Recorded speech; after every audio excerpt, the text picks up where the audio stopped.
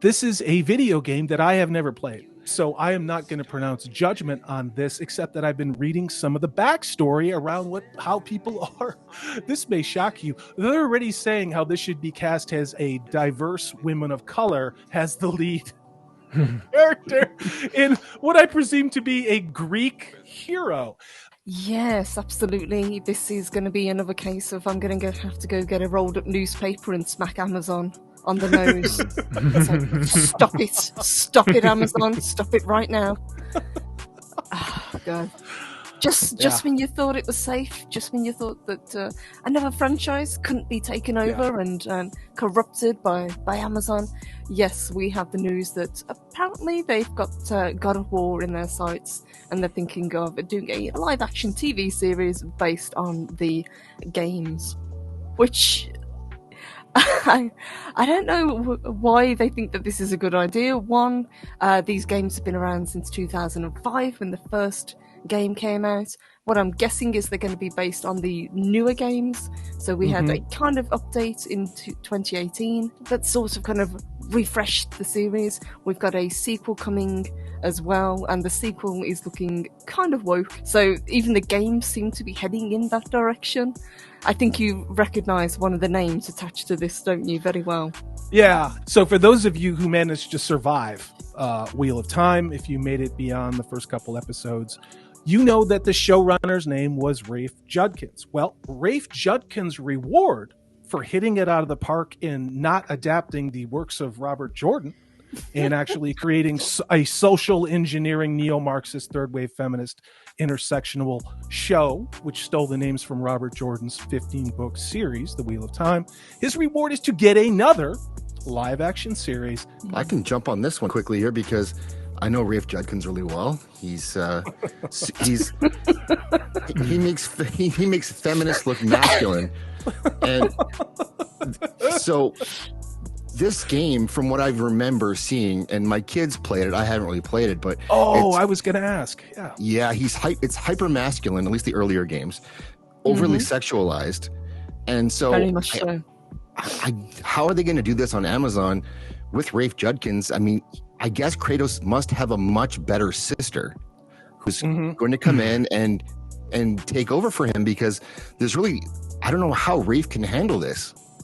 And here's Prophet of the Dragon. This is for a $5 super chat, right on point. Mother and daughter in Goddess of War, right? Yeah. I love these. I love our chats. I really do. Look at this. Lyle Hammock says, "Hail all. Please tell me Rafe Judkins is not going to be involved with God of War. He already ruined Wheel of Time. God of War is one of my favorite games. Why? Max, have you played God of War?" I don't, unfortunately. I never played the game. The only thing I can relate it to is kind of like our modern day Conan. He's kind of like, I would assume him to be the Greek version of the Sumerian type of form. And I mean, it's odd because, like we were talking about prior to this, it's hard to imagine anyone adapting something so masculine and so politically incorrect, where he is so much, there's sexuality, there's violence, there's masculinity. And so to adapt something like that, I don't know, number one, I don't know why they would want to, and two, I don't know how they would spin it to try and really just contort it into something different. But I mean, we've all seen Wheel of Time, so it can be done, but at what cost? What about you, Purple? I know you and I talked in the green room before the show about you playing this game. What was your experience? And I guess I'm really confused because if I'm not mistaken, you're a woman who lives in the 21st century in the UK. How could you possibly be able to enjoy the experience of playing a Greek man? I don't understand. Like, how is that possible?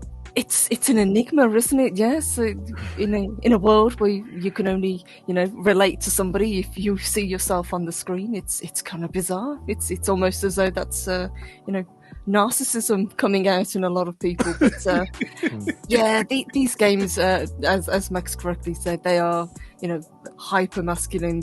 He is he's not even a hero in the early games. He's an anti-hero. He's not a particularly nice guy. We've got They're loosely based on Greek mythology. The later games bring in a lot of Norse mythology as well. And we have obviously Kratos, who is the main character, who is the Greek god of war, hyper masculine, very stoic character.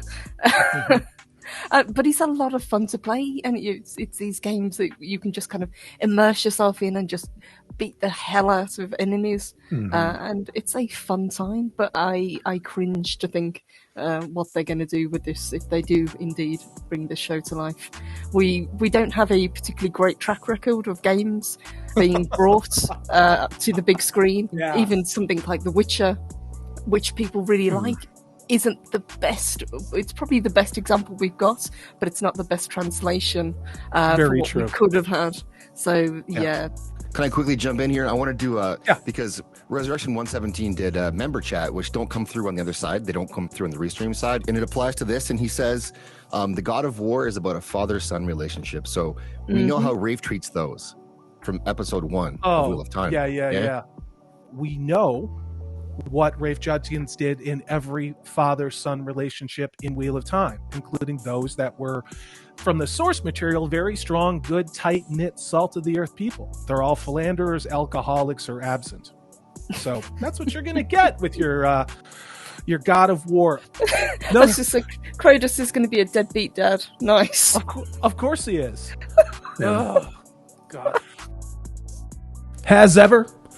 This is Salty Texas Sea. I am Corey DB. Thanks so much for watching. If you like what you've seen and heard, please hit that thumbs up button. If you haven't subscribed, I'd love to have you on board. That way you know, and we have things like live streams, which we are now going to be doing every Tuesday evening. Take care. I hope you're having a great 2022.